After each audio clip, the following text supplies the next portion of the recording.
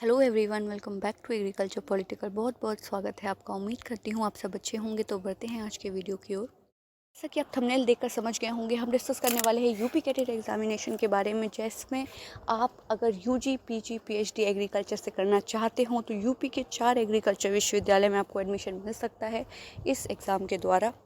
ये exam UP के students के लिए है जो 4 एग्रीकल्चर विश्वविद्यालय हैं उनमें एडमिशन ले सकते हैं, जो कि अब 5 होने वाले हैं जल्द ही। तो अगर आपको यूपी कैडेट एग्ज़ामिनेशन देना है और आप पीजी में एडमिशन लेना चाहते हैं तो इस वीडियो में बेसिकली हम डिस्कस करने वाले हैं पीजी यानी एमएससी एग्रीकल्चर के बारे में कि कैसा एग्ज़ाम पैटर्न रहता है, क्या क्वेश्चन रहते हैं। और अब 2 महीने आपके पास, 2 महीने से भी कम का समय बचा है, तो आपकी प्रिपरेशन स्ट्रैटेजी क्या होनी चाहिए जिस तरीके से आपका 100% चांस बन सकता है सिलेक्शन का। पहली चीज़ जो बहुत महत्वपूर्ण है कि बहुत ही सिंपल एग्ज़ाम है ये। अगर आप राइट स्ट्रैटेजी के साथ आप तैयारी करते हैं तो आपका जो एडमिशन है वो बहुत ही पक्का हो जाता है। बस आपको स्ट्रैटेजी सही चाहिए, क्योंकि इसका एग्ज़ाम पैटर्न थोड़ा सा डिफरेंट होता है। सबसे पहली चीज़ आपको वो समझनी है। दूसरी बात, आप देख सकते हैं ये आपका एग्ज़ाम 11 और 12 जून को होने वाला है। इसका मतलब ये है कि आपके पास 2 महीने से भी कम का समय बचा हुआ है।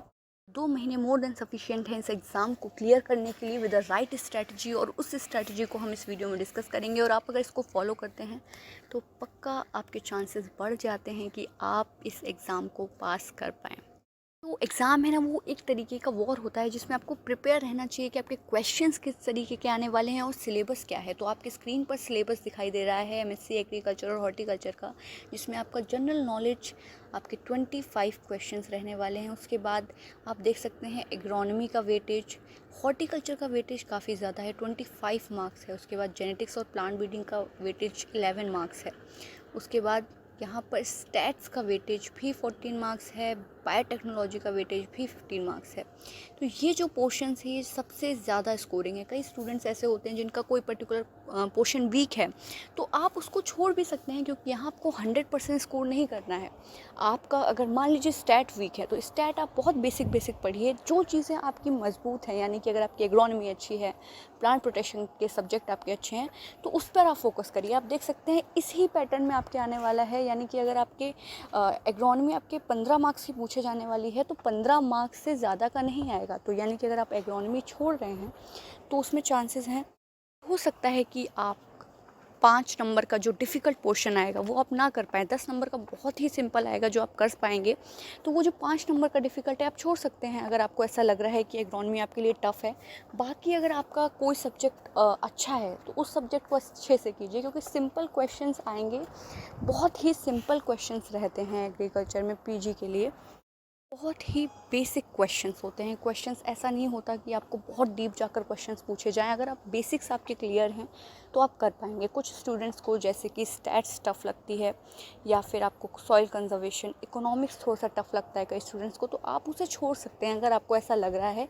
लेकिन बाकी के बचे हुए पोर्शंस पे ज़्यादा ध्यान दीजिए। जनरल जो आपका एग्रीकल्चर है उसे अच्छे से पढ़िए, और जनरल नॉलेज का जो पोर्शन है वहाँ पर आपको बहुत ज़्यादा ध्यान देने की ज़रूरत नहीं है। आपकी जो बेसिक नॉलेज है, रोज़ आप जो आपको इधर उधर से पता लगता है, उसके आधार पर आप क्वेश्चन करने में सफल होंगे। रही बात आपको कौन सी बुक्स पढ़नी चाहिए, कैसे आपको कौन कौन से टॉपिक इम्पॉर्टेंट है ये पता चलेगा। आपको कुछ नहीं करना है। एक बुक आती है नीमराज सुंडा, एग्रीकल्चर की बेसिक बुक है, आपको वो उठानी है। 2 महीने का समय है आपके पास। आप चैप्टर डिवीज़न कर लीजिए। अब मोस्ट ऑफ़ द चीज़ें आपने पढ़ी होंगी अपने यूजी टाइम में, तो आप चैप्टर डिवीज़न कर लीजिए। उसके बाद हर चैप्टर को उतना टाइम देकर बार बार उसे रिवाइज़ करिए, और ज़्यादा से ज़्यादा क्वेश्चंस लगाने की कोशिश कीजिए। कांतवा बुक रहती है, अगर वहाँ पर आपको नहीं मिल रहा है तो टेलीग्राम ग्रुप आपको बहुत सारे मिल जाएंगे। तो आपको बस क्वेश्चन फॉर्म्स में क्वेश्चन को प्रैक्टिस करना है। 2-3 घंटे को किसी टॉपिक को पढ़ना है, उसके बाद आपको 1 घंटा देना है उसके रिवीजन पे, और 1 घंटा आपको क्वेश्चंस लगाने हैं। यानी कि 5 से 6 घंटे के बीच में आपका जो पूरा टॉपिक है वो तैयार हो जाएगा। और 2 महीने अगर आप ये प्रैक्टिस करते हैं तो पूरे चांसेस हैं कि आप ये एग्ज़ाम बहुत आराम से निकाल पा रहे होंगे। आई होप ये वीडियो आपके लिए यूज़फुल रहा होगा। अगर आपको कोई भी डाउट है तो आप कमेंट सेक्शन में पूछ सकते हैं। साथ ही साथ जो सबसे इम्पॉर्टेंट चीज़ आपको ध्यान रखनी है कि क्वेश्चन प्रैक्टिस ज़्यादा से ज़्यादा करने हैं। टेलीग्राम ग्रुप्स भी होते हैं जहाँ पर आपको क्वेश्चन मिल जाएंगे। धन्यवाद।